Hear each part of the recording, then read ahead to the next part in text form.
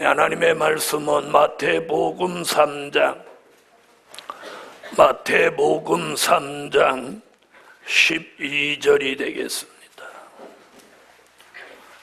마태복음 3장 12절.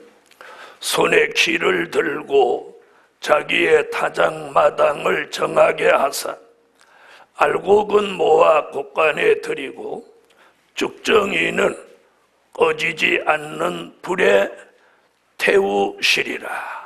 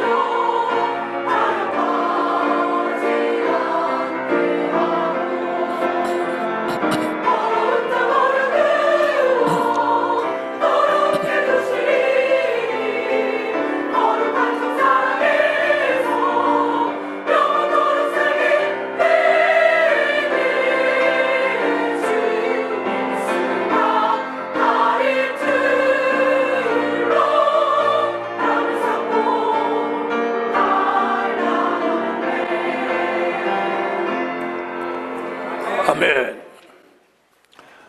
네, 오늘 함께 은혜 받을 말씀의 제목은 알곡을 거두시는 역사. 알곡을 거두시는 역사. 네, 어저께 같이 모를 심는 걸 봤는데 이번에 부산 대구를 거쳐오면서 보니까 남쪽은 아직도 벼가 좀 많이 있는 것 같은데 이렇게 북쪽으로 올라오면서 보니까 벌써 거의 다 곡식을 거두고 있어요. 여러분, 오늘 본문을 가세히 한번 읽어봅시다. 3장 12절.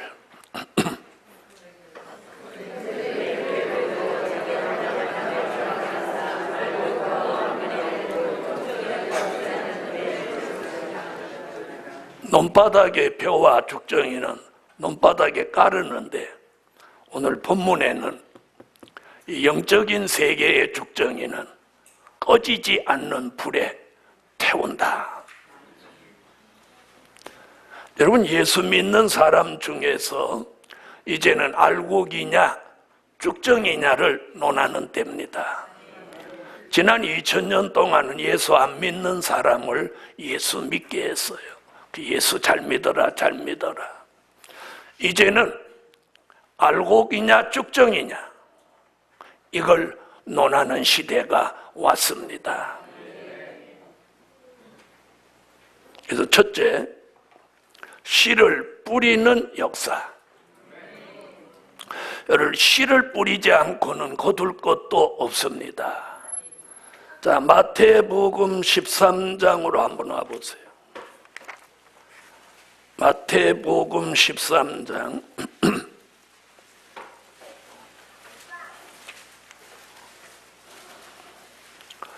마태복음 13장 18절부터 23절까지 다 같이 소리내서 한번 읽습니다.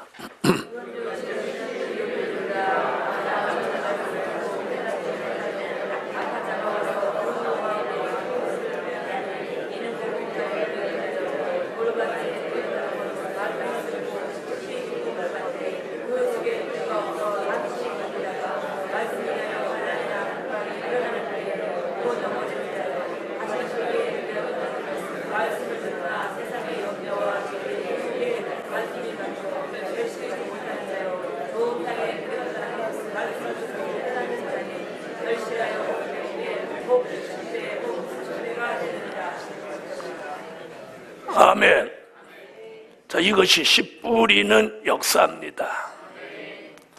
자, 우리가 예수를 모르고 있을 때 주님은 주의 종 혹은 우리의 이웃을 통해서 복음의 씨를 우리 마음밭에 심어줬어요.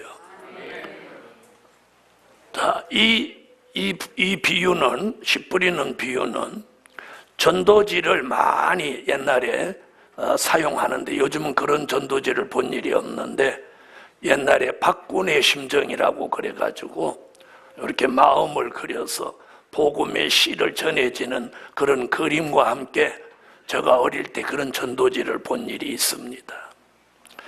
자, 예수의 복음을 이렇게 받았어도 마음밭이 길가같이 딱딱한 사람, 또 돌짝밭 같은 사람, 그리고 또 가시덤불 같은 사람, 그리고 옥토 같은 사람, 이렇게 네 부류로 말하고 있어요.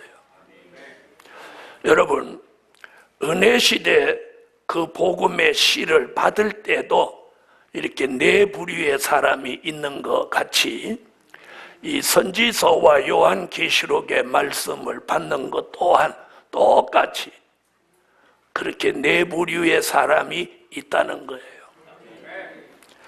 자, 오늘 씨 뿌리는 역사는 된 일의 말씀을 전하는 은혜시대 역사입니다.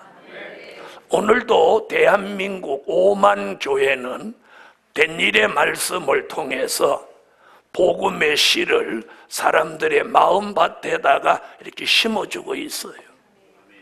아멘. 자, 그런데 세 부류, 길가, 돌짝밭, 가시떨기에는 열매가 없고 옥토에 떨어진 씨가 30배, 60배, 100배의 열매를 맺게 된다. 그래서 지난 2000년 그리고 대한민국 기독교 130년 동안 모두 이렇게 씨를 뿌렸어요. 복음의 씨를. 아멘. 이제 저 들에 곡식이 익어서 거두는 것 같이 오늘 이 영적인 세계에도 주께서 이제 알곡을 거두시는 때가 이르렀다는 거예요. 할렐루야. 그래서 지난 2000년 동안 복음의 씨를 뿌려오는데 어떻게 뿌려왔느냐 하면 사도행전 4장 10절로 12절에 보니까 나사렛 예수 그리스도의 이름 외에는 이 세상에서 받을 어떤 이름도 우리에게 주신 적이 없다. 이렇게 말씀하고 있어요. 아멘. 다시 말하면 나사렛 예수 그리스도 그 이름만이 우리를 죄 가운데서 구원하실 이름이에요. 그래서 우리가 예수의 이름으로 세례를 주고 예수의 이름으로 기도하고 예수의 이름으로 축복하고 예수의 이름으로 병 고치고 예수의 이름으로 귀신을 쫓아내고 아멘.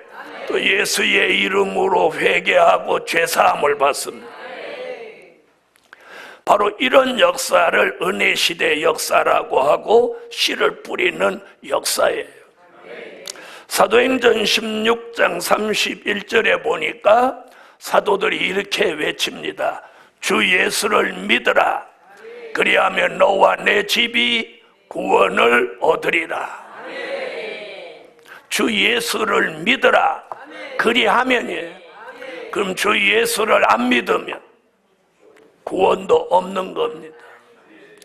오늘 우리 시대에 언제부터인가 다원주의가 팽배해졌어요. 예수 말고도 다른 종교에도 구원이 있다 하는 그런 정신 나간 사람들까지 나온 시대입니다. 그런데 제가 지금 거론한 이 말씀들을 들여다보면 예수 외에는 구원은 없습니다. 요한복음 14장 6절에도 주님은 이렇게 말해요. 내가 곧 길이요 진리요 생명이니 나로 말미암지 않고는 아버지께로 갈 자가 없다. 이렇게 딱딱 끊어서 단정해 놓았어요. 없다로. 그래서 사도들은 사도행전 1장 8절에 주님의 말씀을 생각합니다. 너희에게 성령이 임하시면 너희가 권능을 받고 예루살렘과 유대와 사마리아와 땅끝까지 이르러 나의 증인이 되리라. 그 씨 뿌리는 역사는 예루살렘에서 시작해서 땅끝에 가면 거기가 끝이에요. 끝. 왜? 땅끝까지라고 했기 때문에. 아멘. 그 땅끝이 어딘가는 제가 수도 없이 말씀을 드렸습니다. 그 땅끝에까지 복음이 전해지는 동안 2000년이라는 세월이 흘렀고 그 땅끝에 복음이 도착하고도 130년이 흐르면서 전국 방방곡곡에 5만 교회를 세웠고 수도 없는 교단과 대한민국 국민의 3분의 1이 예수를 믿었고 대한민국 국민의 과반수 이상이 교회에 다 다녀본 경험이 있도록 만드셨어요. 이것이 씨 뿌리는 역사로 통해서 이루어진 지금까지의 역사예요. 그러면 이렇게 씨 뿌리는 일을 주님 오시는 날 아침까지 계속할 거냐? 아닙니다. 그래서 오늘 마태복음 3장에 지금 이렇게 말하고 있어요. 손에 키를 들고 자기의 타작 마당을 정하게 하사 알곡은 모아 곳간에 들이고 쭉정이는 꺼지지 않는 불에 태우시리라. 자, 그럼 우리는 계속해서 씨를 뿌리는 교회로 갈 거냐? 알곡을 거두어 드리는 교회로 갈 거냐? 아멘. 저는 지금부터 45년 전부터 알곡을 거두는 이 일에 오직 매진해서 오늘까지 달려왔습니다. 그래서 두 번째, 알곡을 거두시는 역사. 알곡을 거두시는 역사. 오늘 마태복음 3장 12절에서 알곡을 거두기 위해서 손에 키를 들고 자기의 타작마당을 정하게 하신다. 주님은 직접 이렇게 말씀하셨어요.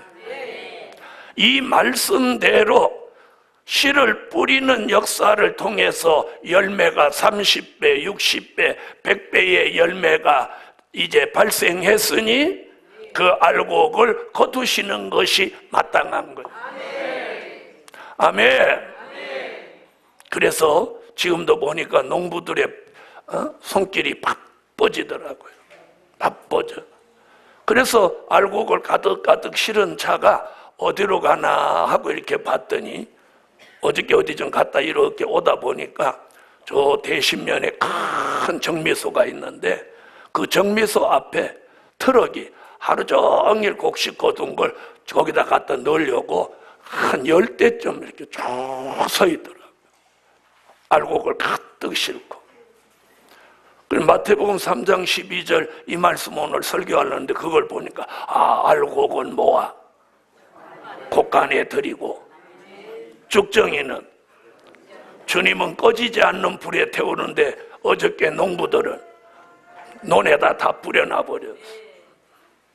또 내년 봄에 아뜨면 불도 거기다 불 태우는 사람도 있고 혹은 볏짚을 모아서 소 먹이로 쓰는 사람들도 있습니다. 알곡은 모아 곡간에 들이고 그 말씀이 실감나는 거예요. 여러분 예수 믿는 사람 모두가 자기가 죽정이가 될 것으로 생각하는 사람은 아무도 없습니다. 아무도 없습니다. 생각은 죽정이 되려고 하는 사람이 없습니다. 그런데 하는 짓은 죽정이 같은 짓을 한다 이 말이에요. 아시겠습니까? 여러분 알곡과 죽정이의 차이가 뭐냐?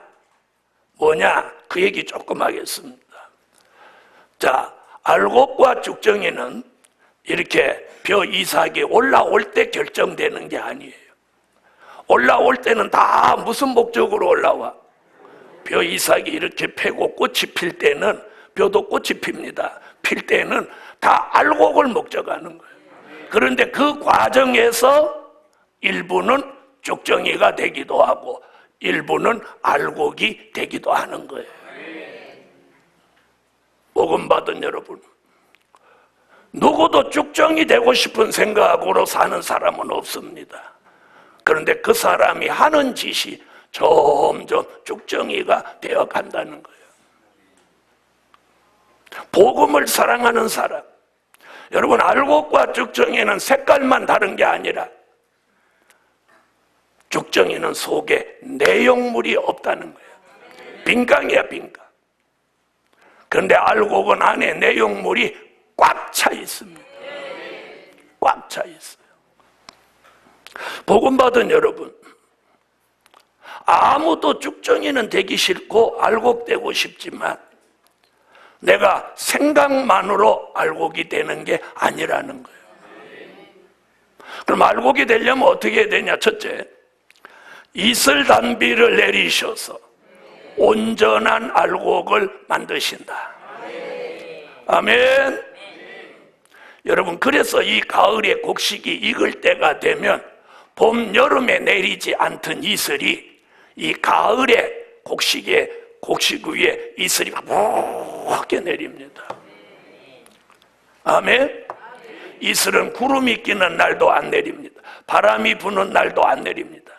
날씨가 맑고 바람이 안 부는 날 이슬이 자욱하게 내립니다. 그 이슬이 곡식에게 내리면서 이 곡식을 알곡으로 연결게 만드는 거예요. 아멘.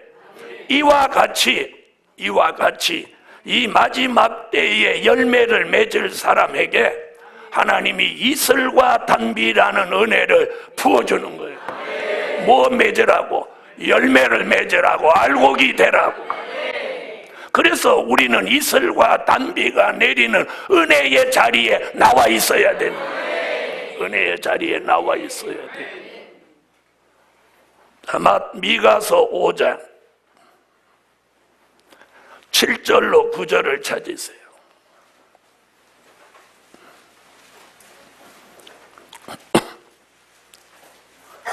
미가서 5장 7절로 9절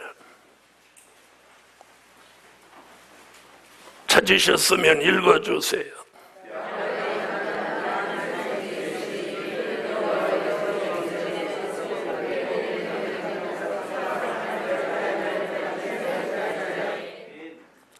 자, 이슬이라는 은혜는 옛날 야곱에게 내렸고 기도원에게 내렸던 은혜가 이슬입니다. 이슬이라는 은혜는 밤에 가만히 내려도 비같이 소낙비같이 내리지 않으니까 비 내리는 걸 아무도 모릅니다. 그러나 아침에 일어나서 풀잎 위에 물방울이 송골송골 맺혀있는 그걸 보면 그걸 밤에 지난밤 이슬이 내렸구나. 그 이슬을 받은 곡식과 이슬을 받은 모든 수목은 잎이 파래집니다. 그리고 거기서 열매가 아주 알곡이 완전한 열매가 맺어지는 것. 단비는 감으로 메말랐던 심령에 한 번만 주셔도 단번에 해갈시켜주는 그런 은혜를 단비라고 합니다. 선지자 미가는 말일에 열매 맺고 알곡으로 사명을 감당할 그런 섭리가 있는 종들에게 이 이슬과 단비라는 은혜를 하나님이 부어주셨어요. 그 은혜를 받으면 민족의 환난에 그 사람은 쓰러지지 않고 인생을 기다리거나 사람을 기다리지 않고 아멘 하세요. 다시 오시는 재림의 주를 사모하며 죽지 않고 살아남아서 젊은 사자 같은 용사의 신앙을 가지고 마지막 하나님의 뜻을 이루는 일에 쓰임받는다. 이게 선지자 미가의 예언입니다. 오늘도 우리 예루살렘 교회 위에 알곡을 거두시는 하나님의 역사를 얻기 위해서 이슬과 단비를 받아서 알곡이 되라, 열매가 되라. 아멘. 이 알곡을 거두는 역사 속에 빼놓을 수 없는 게 뭐냐? 이 이슬과 단비를 받아야 내가 열매가 되고 알곡이 된다는 거예요. 이슬과 단비라는 은혜는, 이 은혜는 잘 들으셔야 돼요. 된 일의 말씀을 전하는 교회에 내리는 게 아니에요. 될 일의 말씀을 전하는 교회에 내리는 거예요. 그 이유는 뭐냐? 이슬과 단비는 씨 뿌리는 곳에 내리는 게 아니에요. 알곡을 거두기 위해서 열매 맺게 하기 위하여 하나님이 부어주시는 은혜가 이슬과 단비예요. 그래서 된 일의 말씀, 씨를 뿌리는 그런 교회는 안 내리는 거예요. 그런 교회 내리는 은혜는 따로 있어요. 그게 보혜사 성령이에요. 자신이 죄인인 걸 깨닫게 하고 회개하고 하나님의 아들 예수, 십자가에 달린 예수가 믿어지게 하는 거예요. 이슬과 단비는 그런 은혜가 아니라 인생을 기다리거나 사람을 의지하지 않게 하고 민족 환란이 일어나도 살아 생존하여 남은 자가 되게 하고 그 신앙을 젊은 사자같이 용사같이 만들어 두려움 없고 걱정 없이 담대해지도록 만드는 은혜. 이런 은혜를 통해서 우리는 하나님이 원하는 알고 하나님이 원하는 열매가 되는 거예요. 아멘.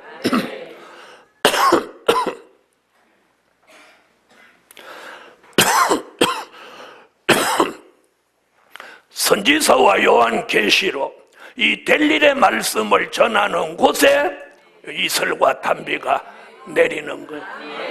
이게 성경이고 이것이 진리예요. 아멘. 그 다음 두 번째로는 알곡을 거두시는 역사, 두 번째로는 추수하는 종을 필요로 하신다. 자, 알곡이 다 30배, 60배, 100배 알곡이 지금 막 넘쳐나. 그냥 놔두면 안 되죠. 그걸 거두어 드리려니까 뭐가 필요해? 뭐가 필요해? 추수하는 종이 필요해. 아멘. 추수하는 종이 필요해요. 알곡을 거두는데 하나님이 추수하는 종을 필요로 해요. 씨를 뿌릴 때도 씨 뿌리는 종이 필요한 것 같이 이제 알곡을 거두어 드리기 위해서 추수하는 종을 필요로 합니다. 이사야 41장 14절로 15절.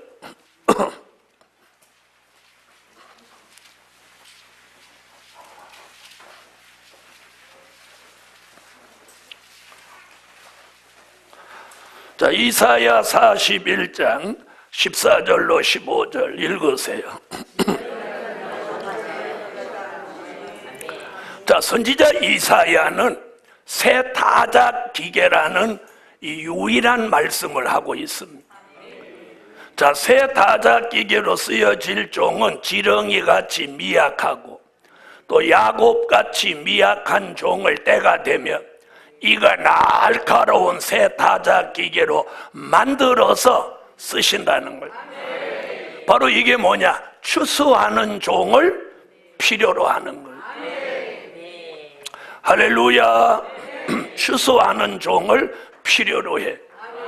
자, 그래서 예수님이 뭐라고 하느냐면 추수할 일은 많은데 일꾼이 적으니 아버지께 구하여 추수할 일꾼을 더 보내달라고 하자. 그 말씀이 제 입장에서는 너무도 절실한 거예요. 알곡을 모으고 추수할 일은 할 곳은 너무 많은데 추수하는 종을 필요로 하시는 거예요. 추수할 곳은 너무 많은데 추수할 일꾼이 딸리는 거예요. 어떻게 그 성경대로인지 모르겠어요.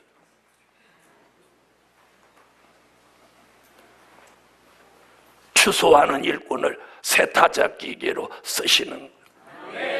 그럼 추수가 시작됐다. 그럼 세 번째 무슨 일이 벌어지냐? 갈라놓아 구별하시는 역사예요. 갈라놓아 구별하시는 역사가 일어나는 거예요. 이 추수하는 역사 속에 갈라놓아 구별하시는 역사. 자, 마태복음 3장 12절 다시 한번 읽어주세요. 마태복음 3장 12절.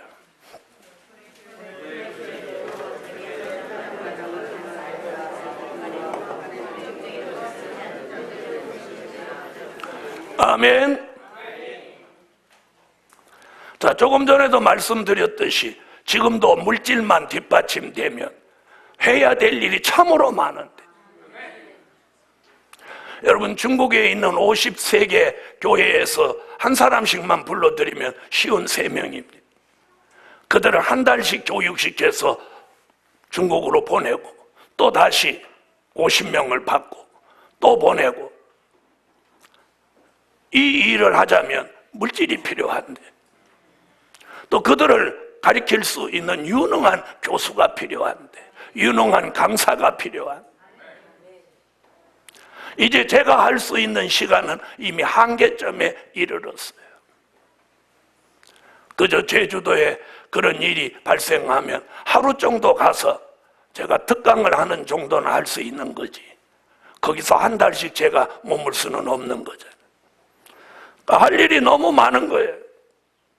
자, 추수하는 종이 필요해서 추수가 시작되면 이제 갈라놓아 구별합니다. 뭘? 알곡, 쭉정이. 이 추수하는 역사 속에 알곡과 쭉정이가 갈라지는 거예요. 아멘. 마태복음 7장 24절로 27절에는 반석 위에 세운 교회와 모래 위에 세운 집이 갈라지는 거예요. 아멘. 마태복음 24장 40절로 43절에는 무슨 일이 있느냐? 데려갈 사람과 버려둘 사람을 갈라놓는 거예요. 똑같이 매를 갈고 있는데, 똑같이 밭을 갈고 있는데 한 사람은 데려가고 한 사람은 버려두는 거예요. 똑같이 주의 일을 했는데, 똑같이 믿음 생활을 했는데 잘못 믿은 사람은 버려두고 바로 믿은 사람은 데려간다는 거예요. 이게 갈라놓고 구별하는 역사입니다. 여러분, 우리 교회는 특별히 정신 차리셔야 돼요. 마태복음 25장 1절로 13절에 보니까 기름 등불 없는 미련한 처녀는 버림받고 기름 등불 있는 슬기로운 다섯 처녀는 주의 재림을 영접합니다. 마태복음 25장 32절로 34절에도 양과 염소를 갈라서 염소는 왼편에 양은 오른편에 세워서 오른편에 있는 자들에게 창세 이후로 예비된 나라를 상속하라고 합니다. 염소는 바깥 어두운데 수족을 결박하여 내쫓아버리라고.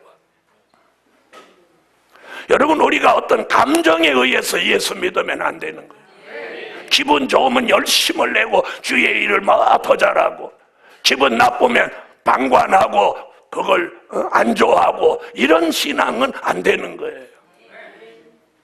복음 받은 여러분, 계시록 22장 11절엔 그래서 의로운 자와 불의한 자를 같이 놓지 않고 갈라놓는다는 거예요. 구별한다는 거예요. 거룩한 자와 더러운 자를 구별하여 갈라놓는다는 거예요. 시편 1편 1절로 3절에 보니까 의인이 악인의 회중, 아니 악인이 의인의 회중에 들지 못하리로다 라고 하고 있어요. 악인은 의인의 회중에 절대 못 들어옵니다. 바로 이런 일이 무엇입니까? 이제는 확정이라는 거예요. 확정. 여러분, 가을 추수하는데 지금 알곡과 쭉정이를 다시 되돌릴 수는 없는 거예요. 쭉정이는 영원히 확정된 거고 알곡은 영원히 알곡으로 확정된 거예요. 이걸 다시 뒤바꿀 수 있고 번복할 수 있는 게 아니라는 거예요. 우리는 이 시대에 지금 그런 시대에 지금 살고 있는 걸 여러분이 인지하셔야 돼요. 이번에 알곡이 되면 영원하고 쭉정이가 되면 확정이에요. 바꿔놓을 수 있는 게 아니에요. 우리는 이런 시대에 지금 살고 있습니다.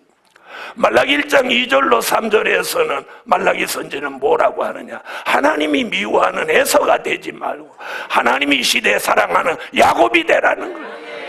야곱이 되라는 거예요. 야곱이. 아멘. 오늘 예루살렘 교회예요. 우리는 열매가 돼야 합니다. 하나님이 이제는 갈라놓아 구별합니다.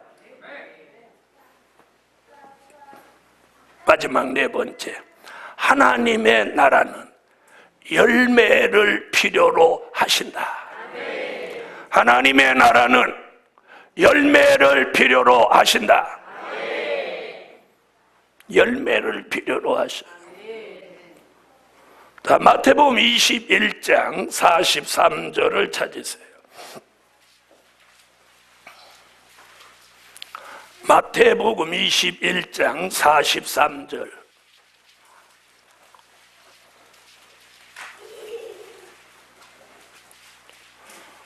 자, 찾으셨으면 읽어주세요.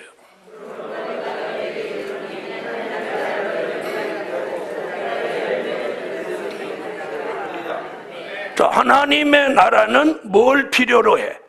열매를 필요로 해. 그게 본문 마태복음 21장 43절이에요. 열매 맺는 백성이 하나님의 나라를 유업으로 받는다. 그러니까 하나님의 나라, 요한계시록 11장 15절 같이 그리스도의 나라 천년 왕국은 열매를 필요로 하는 거예요. 쭉정이는 한 알도 들어가지 못합니다. 한 알도 들어가지 못해. 예루살렘 교회예요. 우리는 오늘 여기까지 올 때에 쭉정이 되려고 여기까지 오지 않았습니다. 이제 이 다장 마당에서 꼭 알곡의 편에 세워주시기를 예수 이름으로 축원합니다. 그래서 하나님의 나라는 뭘 필요로 해? 열매. 그럼 열매가 뭐냐는 거예요. 열매가 뭐냐? 열매는 변화체다. 열매가 뭐라고요? 열매가 뭐라고요? 변화체다. 여러분, 이 교회에 오면 정신이 몽롱해지면 문제가 있는 거예요. 몽롱하게 왔다가도 여기 오면 반짝해져요. 그런데 반짝하고 와갖고 여기 와서는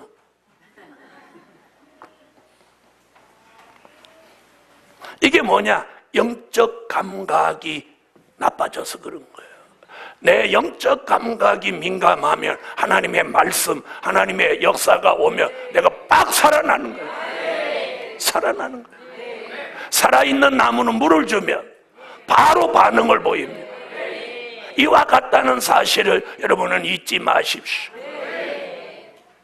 주일날 교회 와도 그만이고 안 와도 그만이고 이러면 안 되는 거예요. 이제는 예수 믿고 이 복음으로 살아가는 것이 우선순위를 두셔야 되는 거예요. 우선순위를 둬야 돼요. 자, 열매는 변화체다. 변화체라는 것은 이사야 25장 6절로 8절에 골수의 기름과 오래 저장한 맑은 포도주를 먹고 사망이 멸하여진 몸을 변화체라고 하는 거예요. 그 변화체는 고린도전서 15장 51절 54절에 죽을 몸이 죽지 않고 썩을 몸이 썩지 않는 몸이 변화체.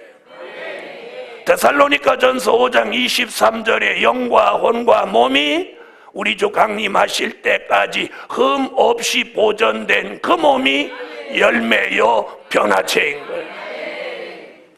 또 열매는 뭐냐? 인맞은 종이다.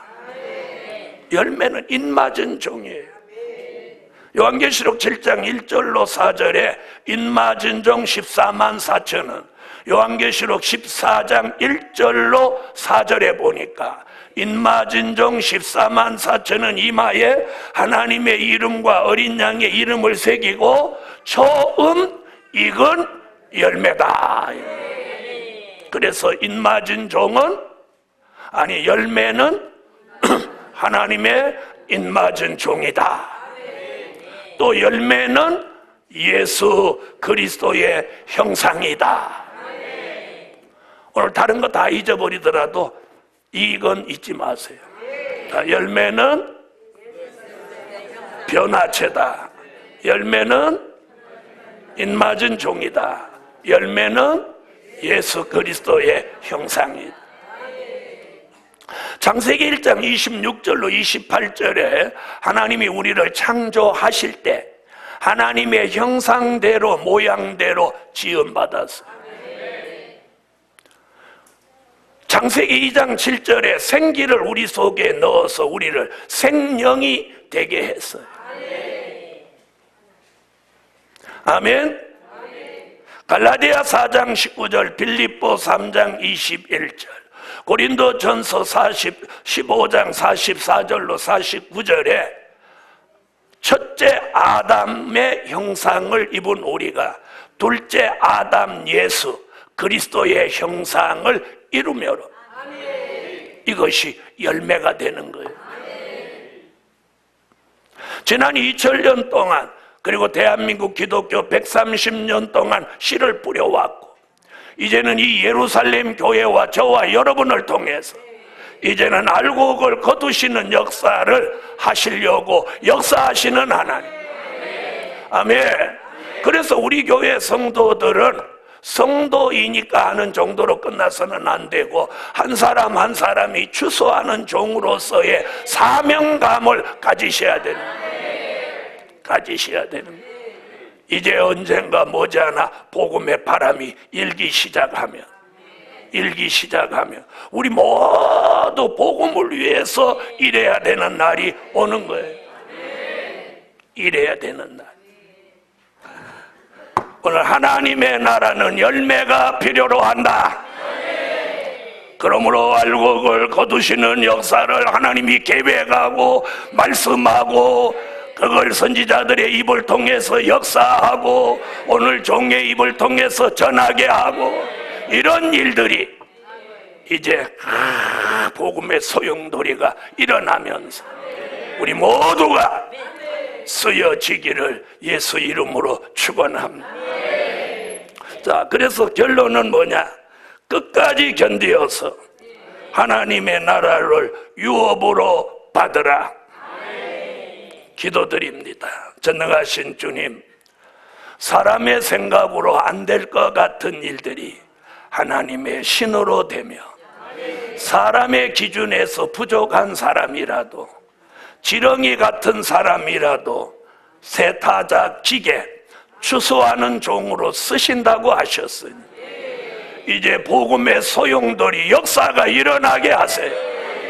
베데스다 못을 동하게 하시던 그 하나님, 해야 할 일이 참으로 많으니 일꾼도 보내시고 무엇보다도 큰 물질을 주셔서 하나님 주변에 일어나는 이 일을 우리 예루살렘 교회가 감당해낼 수 있는 강권 역사를 주시옵소서. 오늘도 교회에 빠진 불쌍한 성도들, 지금 이 시간에 어디서 무엇 하는지 하나님이 불꽃 같은 눈으로 감찰하시고 그들에게 긍휼을 베푸시며 그 마음이 지금 어디서든지 뜨거워져서 말씀 속 이슬담비 내리는 그 교회 안에 복된 삶을 살게 하소서. 예수님의 이름으로 기도하옵나이다. 아멘.